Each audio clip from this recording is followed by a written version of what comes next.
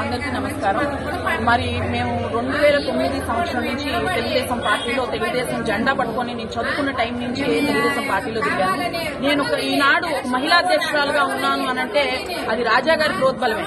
అంటే ప్రతి ఒక్కళ్ళం ఎలా పనిచేయాలి. ఇప్పుడు సపోజ్ 2019 ఎలక్షన్ తర్వాత తీసుకుందాం.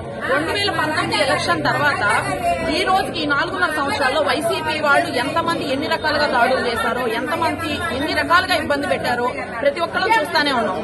ఈ రోజున మేము ఎన్ని ఇబ్బందులు పడినా కానీ చంద్రబాబు నాయుడు గారి పిలిపించి ప్రోగ్రాం చేయాలి, ర్యాలీ చేయాలి, సపోర్ట్ చేయాలి, అమరావతి గారికి నిలబడాలంటే ఫస్ట్ గుంటూరు జిల్లాలో నిలబడే నాయకుడు ఆల్పాటి రాజేంద్ర ప్రసాద్ గారు. మరి ఆయన ఒక స్టేట్ లెవెల్ లీడరు. ఆయనకే ఈ రోజున మరి సీట్ లేకపోవడం అనేది మాకు చాలా బాధాకరణంగా ఉంది. 2024 ఎలక్షన్ లో మేమందరం టీడీపీగా ఉన్నా కూడా పెన్ డౌన్ అనేది ప్రకటిస్తున్నాం అనమాట. టీడీపీ కార్యకర్తలందరూ కూడా తెనాలి నుంచి పెన్ డౌన్ కార్యక్రమం పెన్ డౌన్ చేస్తూ ఎలక్షన్ కి మేమైతే పనిచేయాలి అని మేము అనుకోవట్లేదు. ఎందుకనంటే ఎన్ని కష్టాలు పడ్డామో, ఎన్ని కేసులు పెట్టినా నా మీద 15 కేసులు ఉన్నాయండి. 15 కేసులు ఉన్నాయి. సోషల్ మీడియాలో ఏదొచ్చినా ఎన్ని రకాలుగా ఇబ్బందులు పెడితే, ఎన్ని రకాలుగా ట్రోల్ చేసినా కూడా మా నాయకుడు అనేవాడు మాకు ఉండాలిగా.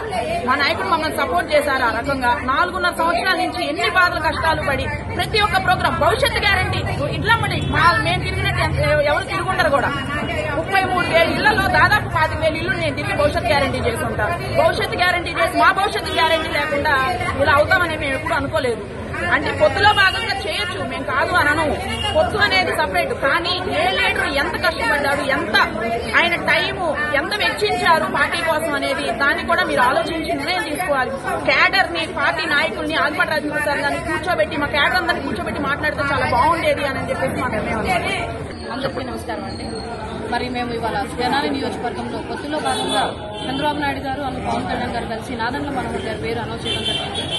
మరి మా ఆలపాటి రాజేంద్ర ప్రసాద్ గారు పార్టీలో ఆయన 17 ఏళ్ల వయసు ఉన్నప్పటి నుంచి ఆయన వచ్చారండి.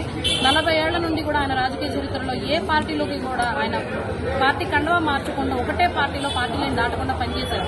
మరి 2019 ఎలక్షన్ తర్వాత ఆయన ఓడిపోయిన నెక్స్ట్ డే నుంచి కూడా ప్రతిరోజు కూడా నిరంతరం నియోజకవర్గంలో తిరిగారు. ఆయన నియోజకవర్గం మొత్తం తిరిగి ప్రజల కష్టాలు తెలుసుకొని క్యాడర్ మొత్తం కాపాడుకుంటా వచ్చారు ఆయన ఇవాళ. మరి అంతకుముందు ఓడిపోయిన ఎలక్షన్ లో ఓడిపోయిన మనిషి మరి క్యాడర్ ను వదిలేసి వెళ్ళిపోయాడు, హైదరాబాద్ వెళ్ళిపోయి కూర్చున్నాడు. ఇవాళ వచ్చేసి నాకు సీట్ కావాలని సీట్ ఇచ్చేశారు. అంటే కష్టపడిన నాయకుడు, మరి నాయకుడిని నమ్ముకున్న కార్యకర్తలు వాళ్ళకి విలువలు లేవా? కార్యకర్త జెండా మొయ్యందే పార్టీ నాయకుడు అనేవాడు లేడు, పైన పార్టీ అనేది లేదండి. అలాంటి కార్యకర్తల గౌరవాన్ని వాళ్ళ భంగం కలిగించేలాగా ఇక్కడ జరుగుతుందన్నమాట ఈ తెనాలి రాజకీయం అనేది. మా నాయకుడు అన్నా క్యాంటీన్ రన్ చేశారు, ఆయన పెళ్లి కానికని చెప్పి ఇచ్చారు. ఇలాంటి మంచి కార్యక్రమాలు ఎన్ని చేయాలంటే ఆయన చేశారు. బాబు గారు పిలుపునిస్తే ఒక్క ప్రోగ్రాం కోసం ఏ ర్యాలీ అన్నా, ఏ ప్రోగ్రాం అన్నా పిలుపునిచ్చారు అంటే అసలు మమ్మల్ని నిద్రపోనిచ్చేవాడు కాదు ఆయన. ఆల్పాటి రాజేంద్ర ప్రసాద్ గారు ఆయన అస్సలు నిద్రపోనిచ్చేవారు కాదు. భవిష్యత్ గ్యారంటీ ప్రోగ్రాం ఇచ్చారు. నిరంతరం చేయండి చేయండి చేయండి అని చెప్పి మాతో పని చేపిస్తూనే ఉన్నారు. ఇప్పటికి స్టిల్ ఇప్పుడు కూడా చేస్తున్నారు. చూడండి లోపల పార్టీ ఆఫీస్ లో నిన్న కూడా ప్రోగ్రామ్ కి కార్డ్స్ వచ్చినాయి. చేయడానికి మేము అందరం రెడీ అయ్యాం.